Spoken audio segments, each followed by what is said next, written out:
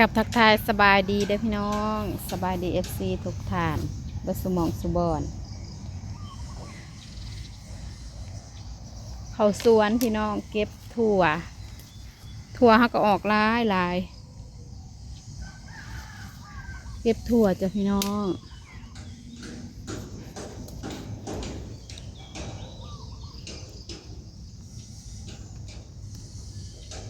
ถั่วกำลังพอดีกินเลยพี่น้องนี่งามเน้นคำสิเก็บเอา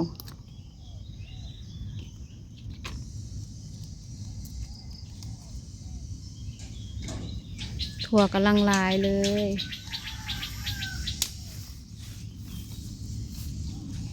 ถ้าปลูกตอนกลับมาจากบ้านนะพี่น้องจักมือวะพี่น้องเกือบ2 เดือนเนาะแต่ว่ามันกระบอกคอยแบบสมบูรณ์ปันใดมันก็เลยสะนี่พี่น้อง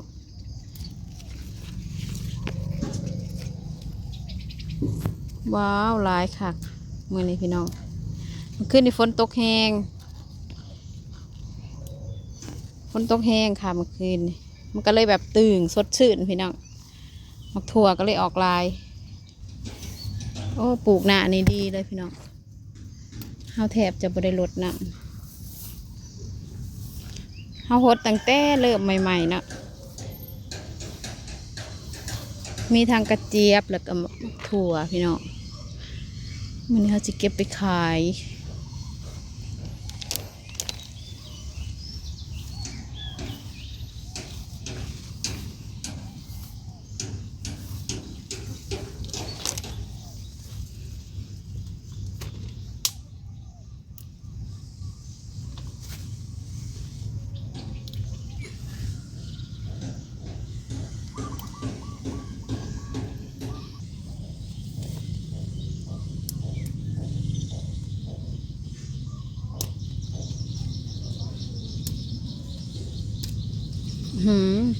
ถั่วแบบปลอดสารพี่น้องเอ้ยสะออนดิ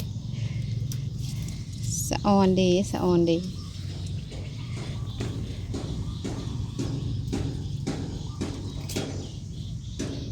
ละอยู่แถวดินนะพี่น้อง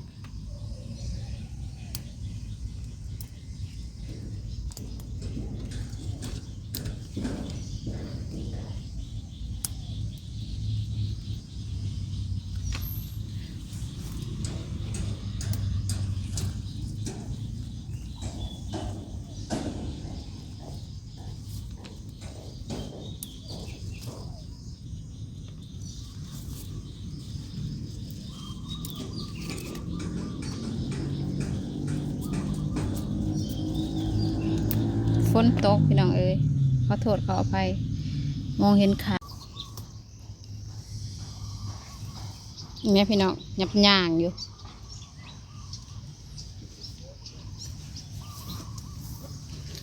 อีกฝั่งนี่เป็นหมากเดียวพี่น้อง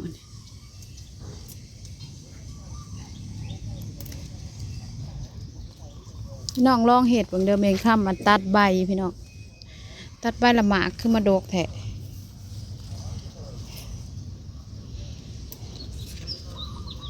ตรงนี้พี่น้องยับย่างอยู่ลากดินจะใส่FCได้เบิ่งก่อนพี่น้อง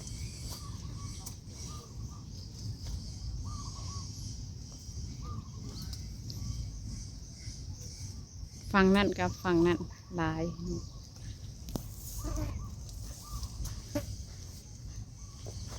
ถั่ว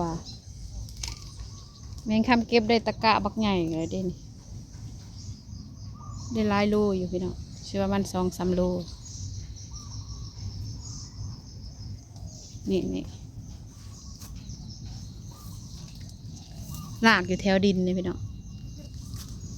บางทีเขาก็แนมเห็นบางทีก็บ่แนมบ่เห็น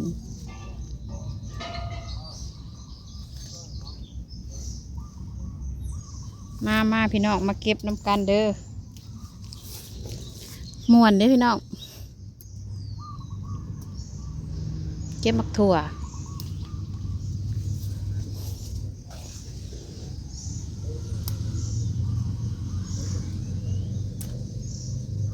ตอนนั้นที่เห็ดข้างนะเด้อพี่น้อง เห็ดข้างก็พอกินคำ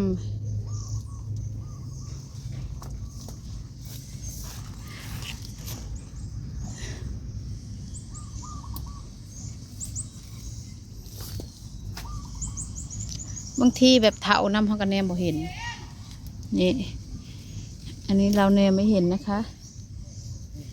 แต่บ่เป็นหยังพี่น้องเขาจะไปตำเป็นน้ำจุ่ๆแซ่บ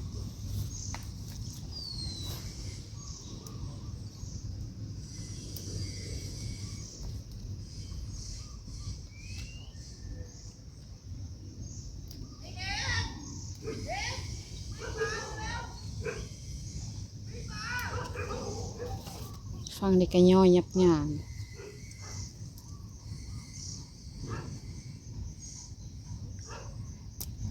เก็บยันดอกคนหล่นพี่น้องค่อยๆเก็บ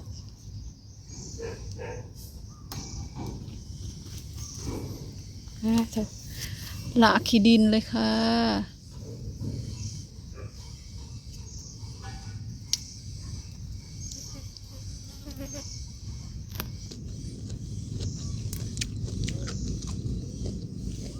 พี่น้องเก็บไปนำกินไปนำหวานหวานกินกับน้ำยาขนมจีนโอ้พี่น้องสุดเลยสุดแซ่บจิ้มกะปิกัดบวบเข้าไปค่ะ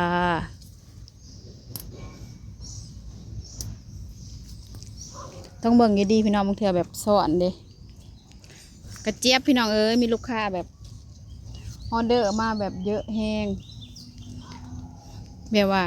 จนบ่มีกระเจี๊ยบขายให้เพิ่นลูกค้าติดใจพี่น้องทั้งหมูเจ้านายทั้งในหอพี่น้องเพิ่นสั่งบ่อันกระเจี๊ยบแม่งคำก็เลยปลูกใหม่แบบว่าเพิ่นว่าบ่เคยกินกระเจี๊ยบในสายแบบแซ่บเพราะว่าของเฮามันปลอดสารและกาบ่ได้เก็บแก่เด้พี่น้องแต่แบบตลาดเพิ่นกับเพื่อเช้าสวนเพิ่นสิเก็บแล้วเนาะพี่น้องเพิ่นสิมาส่งตลาดมันก็จะแก่ไปหน่อยนึงอันนี้ของเขาจะเก็บสดๆให้ลูกค้ามันจะกรอบพี่น้องพันนี่แซ่บพี่น้องกระเจี๊ยบพี่น้องนี่พันนี่เด้อนี่ซ้ำนี่นะกำลังกินพี่น้องเด็ดออกมานี่พอดีแซ่บเลยชาวสิบปล่อยให้แก่เนาะแปลว่าเขาสิเก็บพอดีกินว้าวเต็มกระตาเลยพี่น้อง